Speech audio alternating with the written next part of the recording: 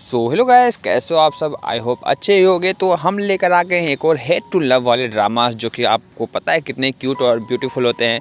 तो इसकी भी लव स्टोरी काफ़ी अच्छी है। तो वीडियो को एंड तक देखना और जल्दी से लाइक से सब्सक्राइब ठोक दो। और आपको कोई दूसरा ड्रामा चाहिए जो आप देखना चाहते हो, उसे जल्दी से कमेंट में करो। आई होप उसे नेक्स्ट हम डब करेंगे। स्टोरी के स्टार्ट में हमें एक रियलिटी शो का सेट दिखाया जाता है जिसका नाम होता है लविंग।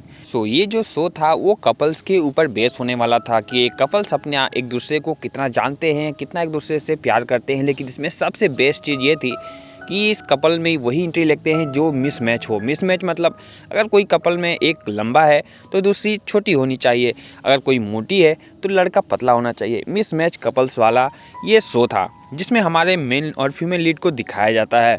और भी बहुत सारे कपल्स होते हैं, बट हमारी फीमेल लीड हमारे मेन लीड को देखकर थोड़ी सी ऐसे लगता है कि वो गुस्सा है उससे। इस गुस्से का रीज़न क्या है वो तो हमें आगे पता चलेगा, लेकिन ये पता है कि हमारे ये जो कपल हैं इन्होंने भी इस कंपटीशन में हिस्सा लिया है। हमारे हीरो का नाम येशुए होता है और हमारी फीमेल लीड जो कि काफ़ी ज़्यादा क्यूट है उसका नाम बेई है। येशुए और बेई का इंट्रोडक्शन होता है क्योंकि सबसे पहले उन्हें ही आना था। हमारा जो येशुए होता है वो काफ़ी ज़्यादा टैलेंटेड वॉयलिनिस्ट होता है, जो कि वो काफ़ी अच्छा वॉयलिन बजाता है और वो एक सोप को भी ऑन करता है। काफ़ी अच्छा परफेक्ट सा बंदा है जिसकी हाइट काफ़ी ज़्यादा है। और हमारी क्यूट सी बेई जो होती है वो एक वॉइस आर्टिस्ट होती है जो अपनी आवाज़ बदलती है, जो एनीमे आपको पता ही होगा, नहीं तो कार्टून ही समझ लो, उनको वॉइस डब करती है। लेकिन वो इतनी ज़्यादा सक्सेसफुल भी नहीं है। तो इस प्रोग्राम से आगे पता चलेगा आखिर बात क्या है। लेकिन यहाँ पर अपनी बेई जो होती है बहुत ही ज़्यादा नर्वस होती है और येशुए उसे इशारा करता है कि मेरी हाथ तो पकड़ो, हम लोग कपल कैसे लगेंगे। और सच में ये दोनों कपल नहीं लग रहे थे, क्योंकि कपल तो हमेशा एक दूसरे को देखकर स्माइल करते हैं, गप्पी शप्पी मारते हैं, हप्पी शप्पी मारते हैं, जो भी है। लेकिन ये लोग तो देखकर एकदम से नॉर्मल से लग रहे थे। तो यहाँ पर वो इशारा करता है और वो लोग फाइनली स्टेज पर आते हैं। एंकर का पहला सवाल बे से ही होता है कि तुम लोग कैसे मिले ये पब्लिक को बताओ, कहाँ मिले पब्लिक को बताओ। लेकिन यहाँ पे बे कुछ ज़्यादा ही नर्वस होती है, वो तुरंत फिर पास में चली जाती है और पास में ऐसा पता चलता है कि ये दोनों असल में कपल है ही नहीं। और ये जो सीज़न है लविंग का, इसमें काफ़ी अच्छा पैसा मिलने वाला है। इसके लिए हमारी फीमेल लीड और हमारे मेन लीड ने भी इसमें पार्ट लिया है। लेकिन जब फर्स्ट टाइम बेई येशुए को देखती है तो उसे देखते ही कहती है कि मैं इसके साथ कॉन्ट्रैक्ट में कपल बन ही नहीं सकती, मैं इस कंपटीशन में इसके साथ जा ही नहीं सकती, क्योंकि ये इसे बहुत गलत आदमी समझती हो। क्यों समझती है वो भी हमें आगे पता चलेगा। और ये इनके जो फ्रेंड्स हैं ये भाई इन लोगों को पता था कि अगर ये दोनों कंपटीशन में हिस्सा लेंगे तो ये परफेक्ट कपल बनेंगे, क्योंकि जैसा रिक्वायरमेंट चाहिए। और ये लोग इतने हैंडसम और इतने ब्यूटीफुल हैं कि ये शो तो ये जीतेंगे ही जीतेंगे। इसीलिए लोगों ने इन्हें मनाने की जीत और मेहनत की। बे अभी पुराने ख्यालों में ही थी कि कैसे हम ये सब मिल रहे हैं, क्या हो रहा है। उसके बाद वो जस्ट पूछती है कि अच्छा ये बताओ कि तुम लोग कितने दिन पहले मिले थे। तो बे के मुंह से निकल जाता है, जो कि सच होता है, कि हम लोग बस अभी 2 दिन पहले ही मिले हैं। देन सब लोग शॉक हो जाते हैं, इंक्लूडिंग हमारा हीरो भी, कि ये बंदी क्या बोल रही है। और बे को एहसास होता है कि अरे बाप, मैं तो कॉम्पिटिशन में हूँ और ये मैं क्या नाप शनाप बक रही हूँ।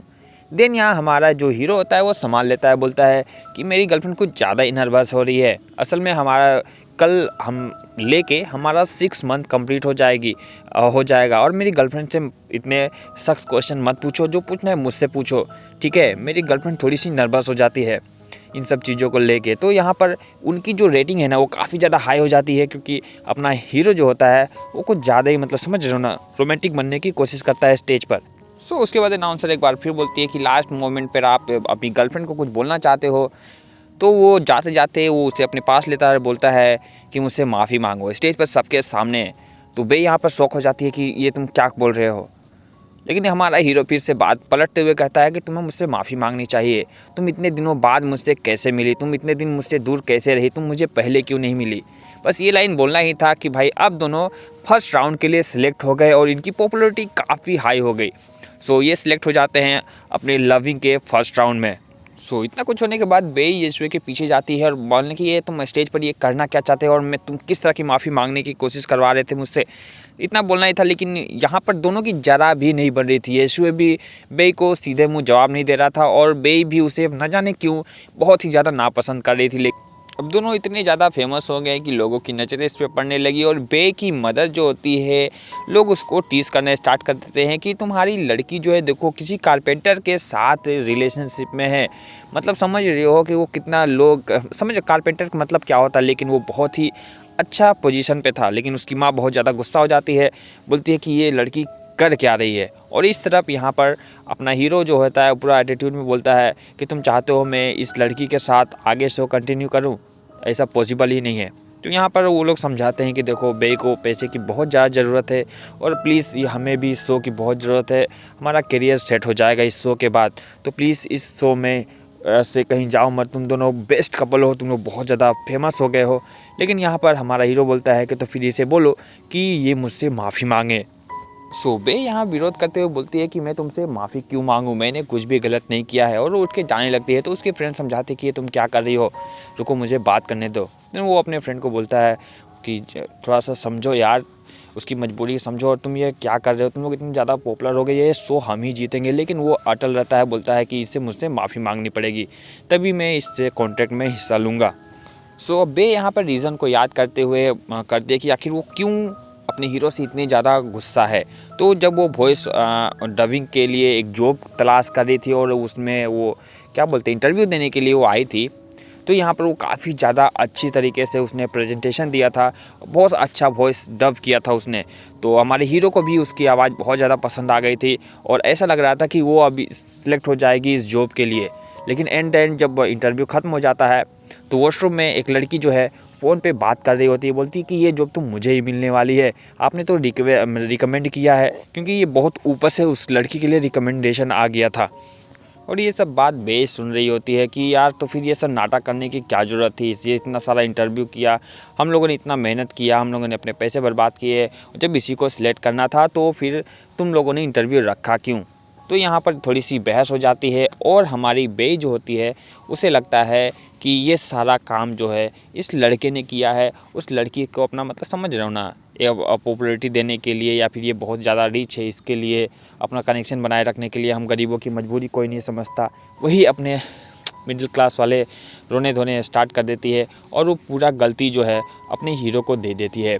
लेकिन येशुए यहाँ पर गलत नहीं होता है, येशुए काफ़ी ज़्यादा फेमस होता है, इसीलिए उसे एक जज के तौर पर बैठाया जाता है। लेकिन उसे बिल्कुल भी पता नहीं होता था कि ये जगह पहले से किसी और को दिया गया है। उसने बे को रिकमेंड भी किया था, लेकिन यहाँ पर वो बे को एक्सप्लेन करना नहीं चाहता था। वो बोलता है तुम जो भी समझते हो समझो, भाई मुझे रास्ता दो, मुझे जाना है। तो यहाँ पर इन लोगों की बहस हो जाती है और बे को लगता है कि ये भी कोई अमीर ज़्यादा है जो हम गरीबों की मजबूरी नहीं समझता है। सो इस बात को लेकर येशुए और बे के बीच में काफ़ी अच्छी बहस हो जाती है और बे बोलती है कि मैं तुम्हें हमेशा याद रखूँगी, तुम कहीं भी जहाँ भी इंटरव्यू होगा, जहाँ पर तुम सिलेक्टर रहोगे, मैं वहाँ कभी नहीं आऊँगी अपना समय बर्बाद करने के लिए। सो यही मिसअंडरस्टैंडिंग हो चुकी थी यहाँ पर, ना येशुए गलत था ना बे गलत थी, यहाँ बस मिसअंडरस्टैंडिंग हो चुकी थी। सो इसीलिए दोनों एक साथ कॉन्टैक्ट में नहीं रहना चाहते थे और येशुए साफ बात है भाई, तुम्हें बस मुझसे माफ़ी मांगनी है, मैं एक्सप्लेन नहीं करूँगा तुम्हें, बस वो इस पॉइंट पे था। लेकिन अपनी बे यहाँ पर मजबूर थी क्योंकि उसे पैसों की सच में बहुत ज़्यादा ज़रूरत थी। सो बे मजबूरन येशुए से माफ़ी मांगती है, वो भी सारे बोर्ड ऑफ डायरेक्टर के सामने, और बोलती है कि भाई उस दिन मैं कुछ ज़्यादा ही बोल दी थी।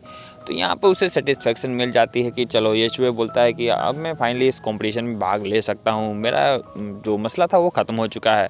और वो जो कंपटीशन में हिस्सा ले रहा था वो सिर्फ अपने दोस्त की वजह से, क्योंकि वो उसका शो बचाना चाहता था और वो लोग एक दूसरे से थोड़ा रिलेटिव भी थे। लेकिन यहाँ पर येशुए का थोड़ा एटीट्यूड जो है वो बे के सामने कम नहीं हो रहा था। वो बस उसे उसकी कम हाइट को लेकर मजाक उड़ाता है। वो जब वो साइन करना होता है तो वो सीधे उसके माथे पे रख कर वो एग्रीमेंट को साइन करता है, जिससे वो बे और भी ज़्यादा गुस्सा हो जाती है। सो दोनों का एटीट्यूड इतना खतरनाक है कि कोई किसी के सामने झुकने वाला है नहीं। तो ये लव स्टोरी कैसे आगे बढ़ेगी, पहले कौन झुकेगा और क्या होता है स्टोरी में। तो अगर आपको नेक्स्ट पार्ट चाहिए जल्दी से लाइक कर दो, ओनली 30 लाइक्स, और कमेंट में लिखो नेक्स्ट पार्ट। और काफ़ी इंटरेस्टिंग सा ड्रामा है, काफ़ी क्यूट सा ड्रामा है। सो जल्दी से लाइक से सब्सक्राइब ठोक दो and see you in the next video. तब तक के लिए बाय बाय।